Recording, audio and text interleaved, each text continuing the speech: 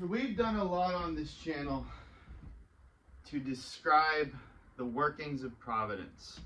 Providence being how God carries out his will through the lives of everybody on earth and through the nations on earth. And from a perspective of an individual, there's a lot of different ways you can think about this. And one way to think about it would be that of a story. So you are the hero in your own life.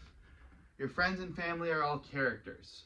And as you proceed through your days and encounter challenges and go through trials and face new things and have people unexpectedly pop in and out of your life, you can think about it like you are the main character and God is writing the story.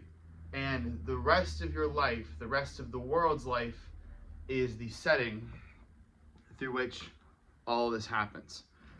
So I want to make another comparison to explain how we can conceive of Providence working in the world. And I want to use the example of music. I was a musician back in K through 12. I played trumpet. I also played the piano. So we think about a symphony or an orchestra. What if you are the soloist and then all the other instruments in the band is everybody in your life? And God wrote the music, but he's also the conductor. He's leading you through this season or that season, this motion or this motion. He's increasing the tempo, he's lowering the tempo. And you can go on with exploring an analogy. So I have here a list of different musical concepts, and we are going to compare them or place them within the life of our friend Fred. We've talked about Fred numerous times on this channel. We did him in elementary school, his freshman year in high school, his early 20s, and now we're going to talk about Fred's sophomore year of high school. So this all starts with the call. The call musically is the first presentation of the melody. So Fred's call, he's going on a road trip with some of his friends through the state of Pennsylvania, and he stops for gas in a little town called Lewisburg. Now he's heard that Bucknell University, my alma mater, so I'm tooting my own horn here a little bit, he's heard about it, but he's never been there. So he and his friends take a walk around campus. They walk through the peaceful serenity of the grove, and when they get to the quad and he's standing there staring out of the beautiful Susquehanna Valley with the mountains in the distance, he decides to himself, you know what? All of the greatest minds who ever lived probably walked this very quad as they went from class to class. And he decides that it is his goal, his call, that he's hearing in his sophomore year of high school, is to get into a good college. Hopefully, Bucknell University. So now we come to the crescendo. The crescendo in music is when the dynamics increase, when the volume increases. So Fred starts the first day of his sophomore year of high school. He comes home and he studies for 3 hours. He's attacking every class. He's getting good grades on every test. He's asking real smart questions as the volume builds and he approaches this goal. Then in music, we have silence. And silence can play a lot of different roles in a symphony. And one of the roles it can create tension, because when you have a melody going and there's silence, the audience has to figure out what exactly is going to happen next. So Fred's first piece of silence, he has a really big exam in his AP US history course. He crams for it all week and he finally takes a test and he's not going to get his grades back till the start of the next week. And that weekend is his silence. That weekend is his pause. It's when he has to consider, am I actually good enough to be doing what it is that I want to do? So now we have the modulation. In our previous Fred video, we talked about a girl that was in one of Fred's clubs that he was enamored with, but she didn't feel the same way about him. Well, guess what? Now she's back. Now she's into Fred. The key of the song has changed, because what first was this triumphant melody of progress and determination now changes keys into the early days of an enthralling romance.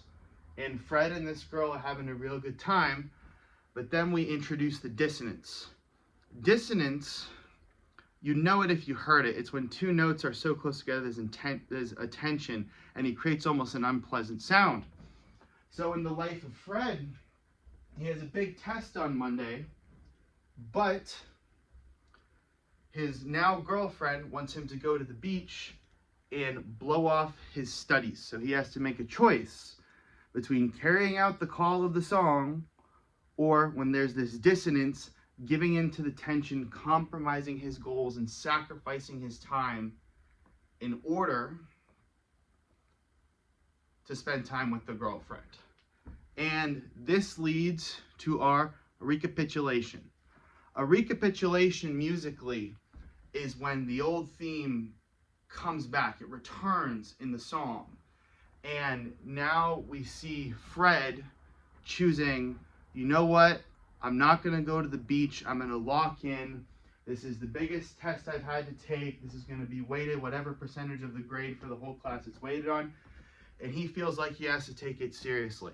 And then the resolution, when dissonance resolves into a harmony, is that the girlfriend realizes that Fred's goals are very important to him, so she is okay with the fact that he skipped the beach in order to spend time in his studies. And finally, the last musical method I want to go over is the shift to minor. Music in major sounds happy, music in minor sounds sad. And the shift into minor can happen at any point along one of these musical modalities we've previously discussed. So if we go back to the crescendo, when the volume gets so high, when Fred is attacking his studying, and then we shift that into minor, and all of a sudden we have a negative, very loud, cacophonous noise that Fred is studying late into the night, assignment after assignment, essay after essay, and he's starting to fall apart. There's some cracks in the armor. And that would be a shift into minor coming from the crescendo. And there's 4 other smaller different musical concepts that I want to play into here. The first is going to be counterpoint. And this is where there's 2 melodies happening at the same time that play off of each other. So let's say Fred has a brother who's a freshman. So he's 1 year younger than Fred. And this brother is starting to fall into the wrong crowd. He's starting to hear some bad ideas from his new friends. Maybe he's given into a little bit of peer pressure. We see the melody of the younger brother contrasting the melody of Fred, because the younger brother can always look to his older brother and think, man, he's such a good example. I wish I could be like him. And that's what unifies the 2 melodies. It keeps them in balance. Tempo change. So when a song gets faster or gets slower, maybe during the crescendo this gets faster because Fred just gets unlucky and he has a test in every day of the week across all his different classes. Monday, Tuesday, Wednesday, Thursday, Friday, he has a test. So the tempo is speeding up. We have a false resolution. This is where it seems like everything is going to resolve, but then actually the music doesn't resolve. So think about Fred submits an essay. On every essay in AP Lang he's submitted, he's gotten at least a 7, and he feels really confidently about this one, and he gets it back and it's a 4, and he doesn't know what to do about it. And then finally, dynamic control, where controlling when it gets louder, when it gets softer. This would be an example of Fred trying to institute some kind of work-life balance or school-life balance, where he has to take time to slow down, take time to relax, or before big exams, really ramp it up and study way harder than he would have to otherwise. So that's Providence as music.